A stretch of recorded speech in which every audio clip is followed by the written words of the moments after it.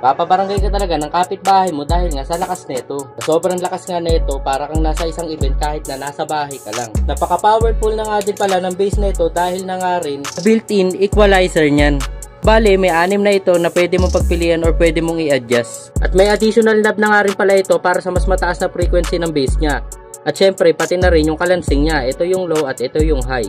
No hassle na nga rin pala para sa iyo magkonekta ng mga wiring nito sa likuran dahil nga may built-in Bluetooth na rin ito. Meaning, silang i-install or napaka-easy lang i-connect ng mga cellphone natin at mga TV natin. Sa lakas nga nito, pwede ka na rin magkarga dito ng 2.15 na speaker. Kahit na tag 1,000 watts isa. So meaning umaabot ng 2,000 watts ang output na nilalabas nito. Meron na nga din pala itong USB at micro SD input. At meron na din itong built-in button para mas madali maglipat ng music once na ang source of music mo ay USB.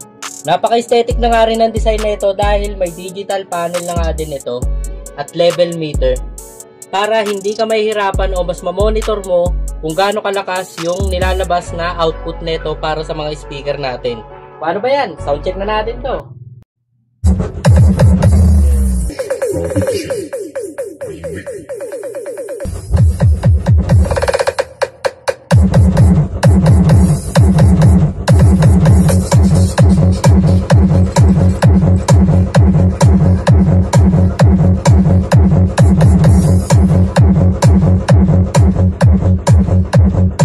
Gusto nyo nga ng mas maganda at malinis na tunog, i-check out nyo na lang to, nandyan lang yan sa Yellow Basket.